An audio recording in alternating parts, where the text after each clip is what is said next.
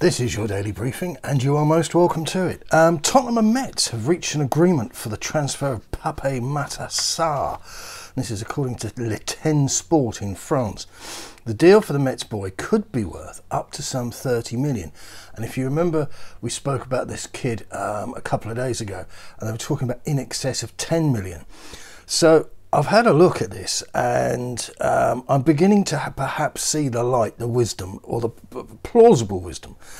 Hitchen and Paratici think they can see something special in the pipeline here, and they might be onto something. He's 18, and looking through his numbers, I can see an improving discipline in respect of his total successful actions.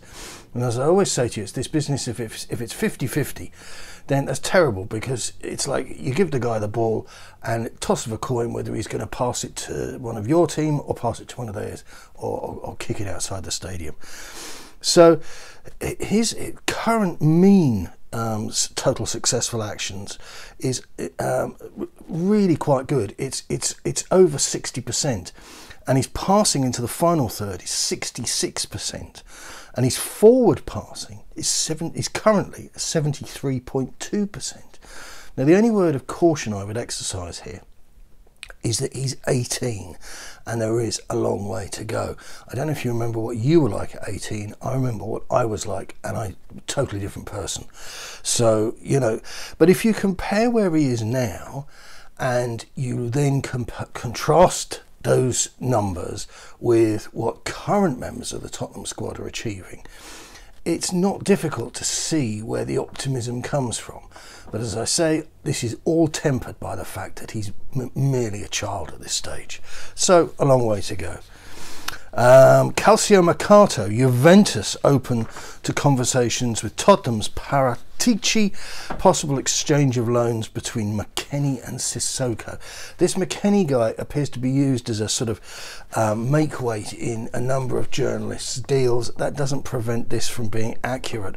If Sissoko could be palmed off onto the old lady, that would do us all a lot of good, I think.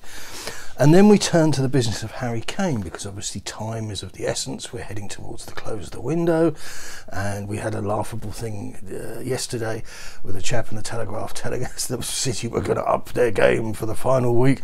And Matt Law from the Telegraph and some others, I have to say, are running with the idea that Daniel Levy could now refuse a bid entirely, that even if it was close to the 150 million that Harry Kane might be sold for at some stage. Useful commentary on this from our friend and yours, Peter Crouch, and I'll read you the quotes here. They're in the Sun, but I got them from, but the actual interview, the article piece, is in the Mail Online. Kane has looked to progress his career for some time, and City are willing to spend serious money. With me, Spurs' view was that they'd use me and now I was out. With Kane, it is the opposite. They are not done with him, but the tough conversations will be very similar. A lot has been made of the gentleman's agreement, but there is just too much money at stake for any of that in a modern world. Unfortunately, that is the nature of the beast. It's hard to take anything in the game at face value. It's cutthroat. You're traded as commodities rather than people. I think this is all absolutely true, and the longer I'm sort of staring at this, the longer I'm coming to the conclusion that Kane's side of the deal, the element in the equation that has let them down, is the agent. And as I've said to you before, the agent needs to be the catalyst for the deal to happen, has to be the person that can find a pathway for both sides to begin to explore together. And if you've got a guy sat there saying, I'm not answering my phone, and then you've got a football team, the purchasing club, who've already gone out and done 100 million in cold blood, Kane should have made sure his side of the deal should have been pushed to get in first. And this goes back to this cutthroat nature. In this business, the business they chose, the business they're in, all of this holding doors open for people politely gets you absolutely nowhere.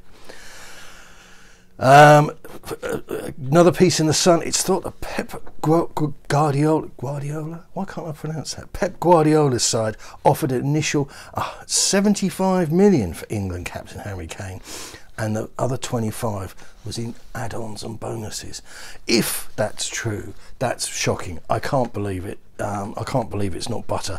That's an absolutely pitiful sum, and I wonder if that isn't a concoction to make Tottenham fans kind of just close ranks on the whole idea of Kane going.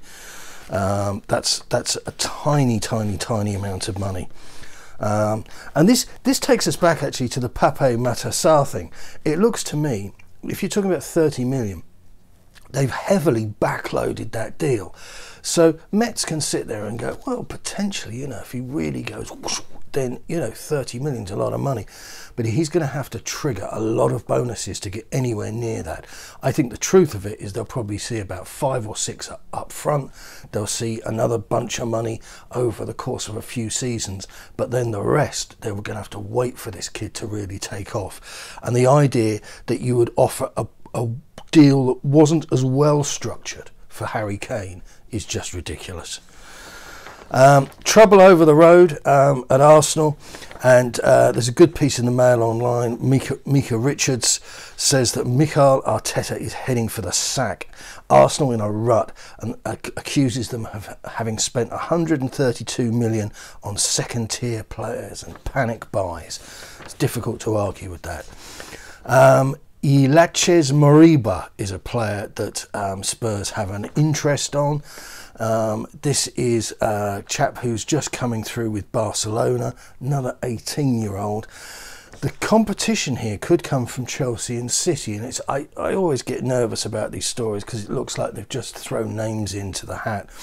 But what could prove to be pivotal here is that the price tag is thought to be only 13 million for the midfielder. There's going to be plenty of admiring glasses, and the cachet of Barcelona isn't going to help the price go down any. That's all for today. It's really tough out there at the moment. It feels like we're waiting for the waters to burst, the dam to bust, but it hasn't done so yet. Good luck. Keep it Tottenham.